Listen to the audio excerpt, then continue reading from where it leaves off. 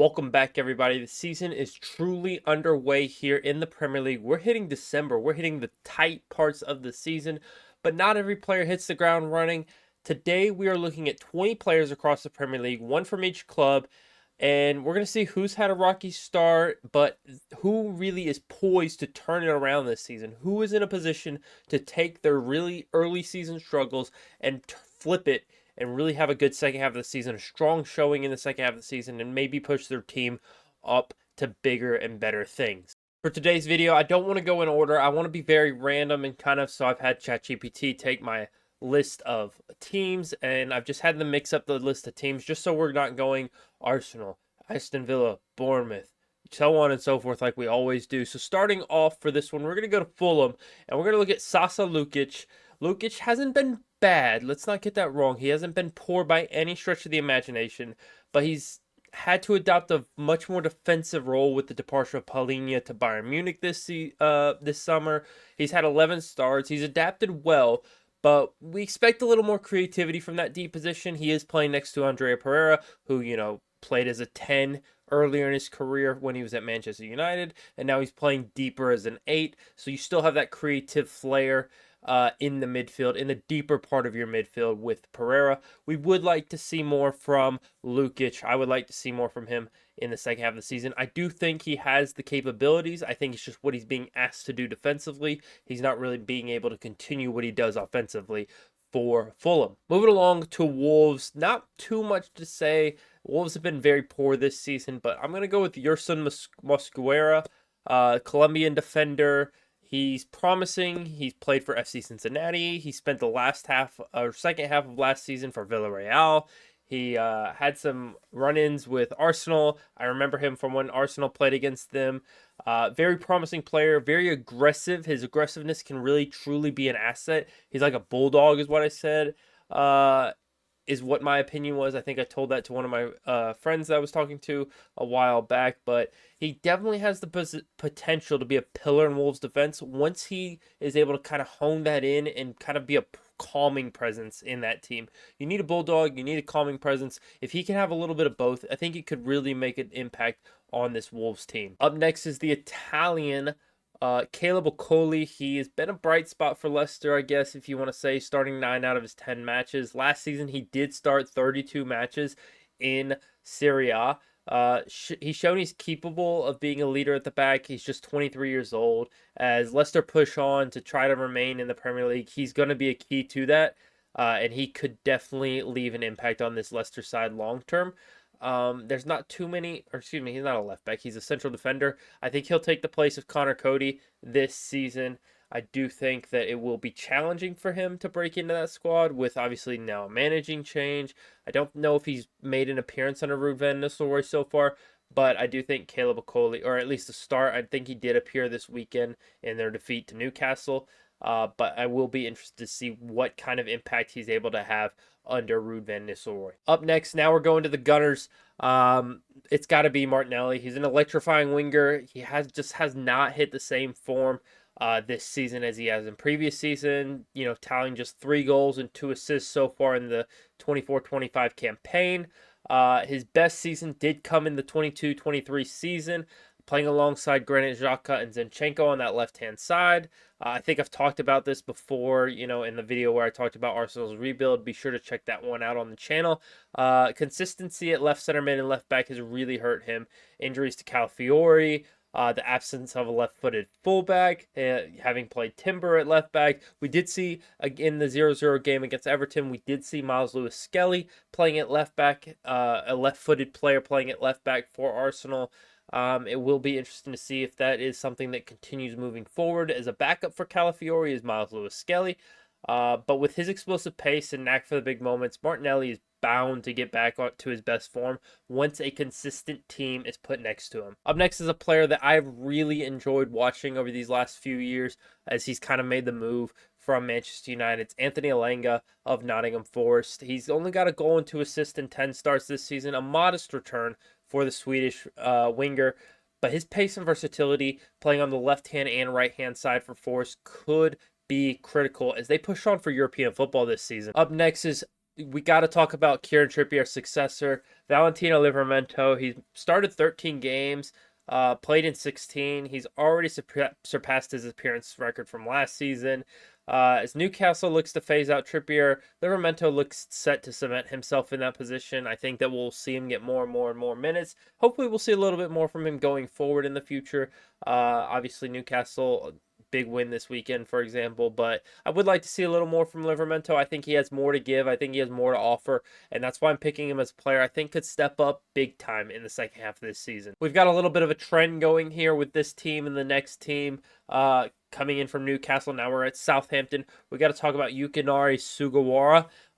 Right back came in and joined from AZ Alkmaar, where he had 11 goal contributions in, I believe it was 32 matches for the Dutch side last season. So he proves he can, really deliver once the team stabilizes. But it's a really, really bad start this season for Southampton, and I'd be really interested to see if he can really step up his game and turn the season around for Southampton in general. And continuing the trend once again, another fullback. We got to go with Chelsea's Malo Gusto. Fantastic season last season. Really stepped up in Reece James' absence, but he's only started 10 out of Chelsea's first 12, or 10 out of 12 matches so far for Chelsea. 12 appearances, 10 starts for Chelsea so far this season. God, that was so difficult to get out. But last season, he was a creative spark, 6 assists. He's learning quickly. His defensive discipline has improved. His attacking potential. He's a really good long-term investment for Chelsea, and I'm really excited to see what he does going forward. I do think that he does need a little bit more stability in that back line so that he can really take that step forward. We obviously saw Moise Caicedo playing at right back. I think Malo Gusto's fine at right back. I don't know why they tried that experiment against Tottenham. They obviously realized that they need to put Caicedo back in the midfield where he's best, and also at the same time put Malo Gusto back at right back where he's best. It just kind of leaves an empty spot for Lavia. I thought the partnership was going to be Lavia and Caicedo, but Enzo Fernandez has really performed this season, so it'll be very interesting to see if they can continue to give Malo Gusto minutes and he continue to improve his game. Now, a player who really needs to just kind of all that pressure from being a replacement for Dominic Solanke needs to go the second half of this season. We've talking about 4 goals in 14 games from Evan Nilsson so far, which is decent, which is a solid return for most, but he's still adjusting to life in the Premier League. He netted 13 goals last season for Porto, and in the league for Porto. He's stuck in that Solanke replacement phase, but once he settles in, I think his finishing will improve, and I think we'll see a lot more movement in the box, and he can become a dependable asset for Bournemouth. Up next, we got to talk about Everton. Jake O'Brien, a big signing. Looked like a really big deal. It looked like it was going to be him and Jared Braithwaite this season. Is he going to be a long-term replacement for Braithwaite? I'm not quite sure. Because he just hasn't gotten many minutes. He's made 2 sub appearances this season in the Premier League. Had a really good standout campaign with Lyon. Everton needs stability at the back, and his calm presence really could be exactly what they need to climb the table. Brighton, I got to go with Mats Pfeiffer. Yet to really secure a regular starting spot with just 3 starts. He's also had 2 assists to his name. Last season, his defensive stats were world-class, 2.9 tackles, 1.7 interceptions per game. Brighton's system takes a little time to implement players into at times. Obviously, new manager as well, new player coming in. But once he starts getting more consistent minutes, I do think he'll anchor that midfield very, very well. Aston Villa, and this might be a little bit of a pipe dream just because it's a player I want to see perform for Villa. He shined on loan at Dortmund last season, even starting the Champions League final. 15 starts and 2 goals for Dortmund on loan last season in the Bundesliga. Maatsen has struggled to break into Villa's starting lineup. A player looked locked in to replace Luca Digne finally, but he's managed only 2 starts in 12. This is a player who thrives when given consistent minutes. We saw that with Dortmund, of course. Got much better as he continued to play. His skill set will become a key for Aston Villa, I believe, if Emery is able to integrate him into the squad. For West Ham, we got to go with Somerville. He struggled to break into this very stacked attack. We're talking Paqueta. We're talking Jared Bowen. We're talking Mohamed Kudus. Such talented players, but only 1 goal and 1 assist so far this season. But his talent is clear. He's one to watch. Kudus on the move We've got Paqueta on the move, Bowen on the move. A few players could be exiting West Ham very soon. And it'll be interesting to see if they're able to implement Somerville into one of those starting spots here very soon. Left winger and right winger can play on both sides, both footed. I feel like he's a player for the future. Now, Manchester City, there's a few players, but I'm gonna go with Rico Lewis just because what he's gonna be asked to do this second half of this season is gonna be very different from what he's done the first half of the season. He's played much more midfield role so far this season, played as a left back, but I do think at 20 years old, Rico Lewis starting 12 games so far, and he's gonna have to fill the void that Kyle Walker is leaving in Manchester City's right back position. Lewis, he's shown flashes of brilliance. He shows that he can fit Pep's system. He's a Pep Guardiola player. I expect him to thrive once he's given those minutes at right back, and I expect him to really take that position and make it his own by the end of this season. Crystal Palace now, we got to talk about a player who's had a massive decline this season. It's got to be Jean-Philippe Mateta. His output has truly dipped with the departure of Michael Olise, who's not there to feed him chances. Despite 4 goals and assists, he really hasn't found his groove this season. Last season, he finished with 16 goals and 5 assists. It really shows what he's capable of once he gets that service that he needs, once he's provided with a creative spark. If Olise, didn't leave, I think we would see him putting up similar numbers, but Eze really needs to step up, and I think if Eze doesn't improve, Mateta's not going to improve, and that's why maybe I should have went with Eze here, but it's really both of them that needs to improve. Their partnership needs to work better, similar to what we saw with Olise and Mateta. Now up next, we have Ipswich Town's Omari Hutchinson. After a breakout season on loan to Ipswich in the championship, of course, he hasn't replicated his form just yet. 1 goal, 1 assist in 15 starts, but his skill and vision are still there. It's only a matter of time before he finally finds his stride in the Premier League and finally starts creating chances, creating opportunities for teammates, providing assists, maybe even netting a few goals of his own. He's obviously played with a much better front line in front of him. Strikers brought in, wingers brought in, but he's still a rock in that 10 position for them, and he really just needs to find his footing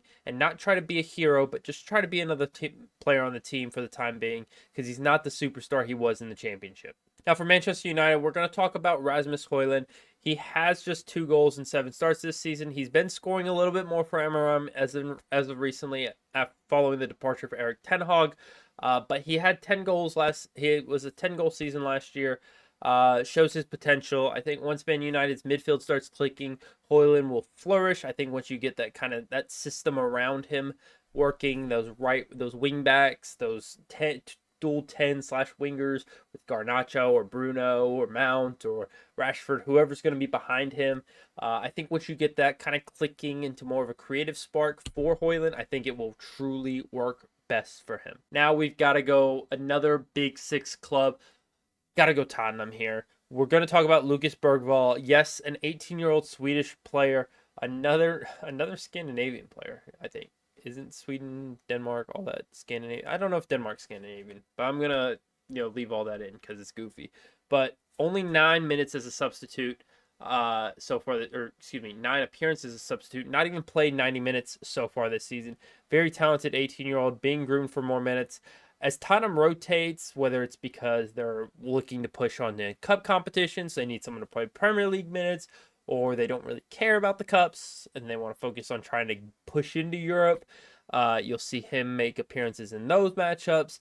It will be interesting to see how the 18-year-old fits in the future. I do think Tottenham do find time to give him minutes as they look to push on and hopefully break in a few more stars into that lineup. Well, hopefully for their sake. I hope not. I hope that they don't play him at all and he decides to move, because I think he's a real talent. Now, Brentford, Igor Thiago, again, another player that we saw come in and is expected to do big things. He obviously missed some time with an injury. Again, similar to Evan Nilsson, has big shoes to fill. 18 goals last season in the Belgian Pro League.